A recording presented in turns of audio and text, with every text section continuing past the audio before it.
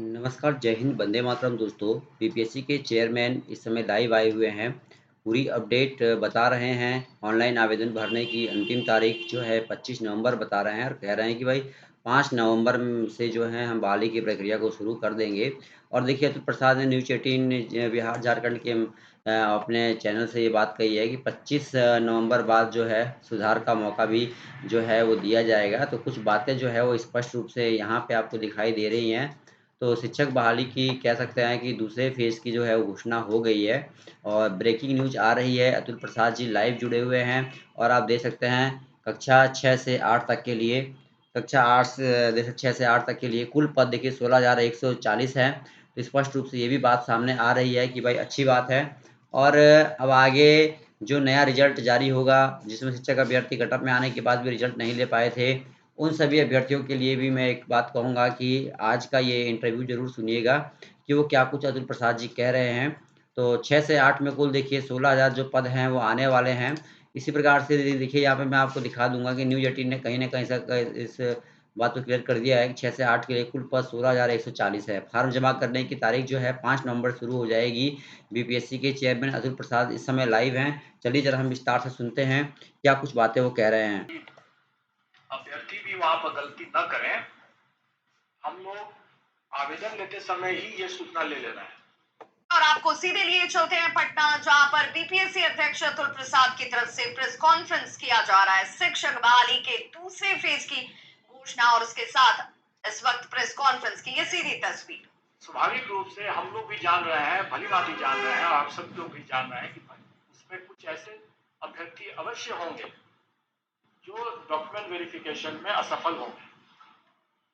अब इसको परीक्षा फल में घपला कहना, झोल कहना, वो अगर ऐसा कोई अगर इसको समझता है या बोलता है या मानता है तो मुझे लगता है कि यहाँ यहाँ उनको आने की जरूरत नहीं है, क्योंकि उससे उनका भी समय बर्बाद होगा और हमें मेरा भी समय बर्बाद होगा। ऐसा जो हम लोग खुद ही कह रहे हैं ये सशर्त है, तो इसमें घपला को इसको कहना कि ऐसे ऐसे घपलेबाज अभ्यर्थी शामिल हो गए, ये घपला कहना तो बेबुनियाद है, निराधार है, गलत मंशा है। हम लोग यही प्रक्रिया टीआरई 2 में भी हम लोग करेंगे ही करेंगे। मतलब कि टीआरई 2 में हम लोग फिर से सशर्त ही रिजल्ट निकालेंगे और डॉक्यूमेंट वेरिफिकेशन के स्तर पर ही हम लोग ऐसे अभ्यर्थियों को छांटेंगे जो घपलेबाज हैं। अब अगर आगे भी अगर कोई ऐसे परीक्षा फल जो सशर्त है इसको घपला ही बोले अगर, तो मैं फिर और इसके लिए फिर मैं तो सिर्फ क्षमा ही मांग सकता हूँ, उससे और अधिक तो कुछ कर नहीं सकता हूँ। तो हम लोग का यही कार्रवाई रहेगा, ऐसा ही कार्रवाई रहेगा। लेकिन इसमें एक चीज मैं और आपको बता दूं कि जो हम लोगों ने बायोमेट्रिक का और फेशियल रिकॉग्निशन सिस्टम जो हम लोगों ने इस्तेमाल किया, वो इस्तेमाल अब हम लोग परीक्षा के साथ साथ परीक्षा के बाद भी हम लोग उसका इस्तेमाल शुरू कर चुके हैं। और आप लोगों ने देखा होगा कि कई ऐसे जो गलत आरोप लगाने वाले लोग जो हैं, जो अपनी नासमझी से गलत आरोप लगा रहे हैं, उनको भी हम लोगों ने फेशियल रिकॉग्निशन सिस्टम का उपयोग करके पहचान लिया कि उनका कौन सा रोल नंबर है, उनका रजिस्ट्रेशन नंबर क्या, उनका क्या फोटो दिया गया वगैरह।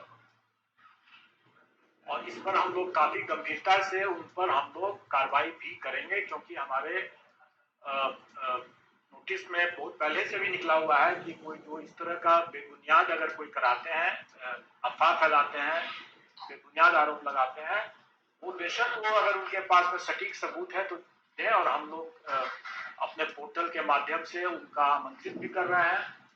और अभी तक तो हमारे पास बड़ी संख्या में तो आया नहीं है। ज्यादातर लोगों की जो जो जो आया भी है उसमें हम लोग पा रहे हैं कि उनकी ही गलती है। अब उन्होंने रोल नंबर गलत लिखा और उसके कारण से उनका अगर सिस्टम ने गलत अगर टेकअप कर लिया मार्क्स, जो रोल नंबर नहीं लिखते हैं सही होता है, सिस्टम कभी कभी क्या करता है कि वो निकटवर्ती जो रोल नंबर होगा उसका मार्क्स उठा लेगा और अगर निकटवर्ती रोल नंबर वाले का अगर मार्क्स अगर बहुत कम है तो उसको भी कम ही दिखेगा। तो इस तरह की गलती नहीं करें लोग।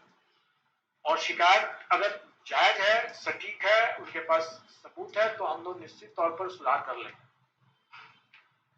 मैं एक और उदाहरण देता हूं कि हम लोगों ने इस बार जो रिजल्ट बनाया उसमें कई आरक्षित श्रेणी में एनए लिखा हुआ था, नॉट अवेलेबल। जो लोग आरक्षण किस तरह से काम करता है वो अगर जानेंगे कि सबसे पहले हम लोग किसी भी कैंडिडेट को उसके मेधा के आधार पर उसको पहले जनरल कैटेगरी में ट्रीट करते हैं। अगर जनरल कैटेगरी में अगर वो अपने मेरिट से आ जाता है तो उसको हम जनरल मानते हैं। अगर मान लें कि अगर कोई शेड्यूल कास्ट कोई रिजर्व कैटेगरी आरक्षित श्रेणी के कोई अभ्यर्थी अगर अपने मेधा से ही जनरल कैटेगरी में आ गए और उसके बाद आरक्षित श्रेणी का कोई कैंडिडेट बचा ही नहीं तो हम उसका रिजल्ट आरक्षित श्रेणी में नहीं देंगे क्योंकि अपने मेधा से वो जनरल कैटेगरी में आ गए। तो बीपीएससी अध्यक्ष अतुल प्रसाद को आप सुन रहे थे। शिक्षक बहाली के दूसरे फेज की घोषणा की जा चुकी है, जिसका इंतजार तमाम अभ्यर्थी कर रहे थे। उस दूसरे फेज की घोषणा हो चुकी। कक्षा 6 से लेकर 8वीं तक के लिए कुल जो पद हैं वो 16,140 हैं।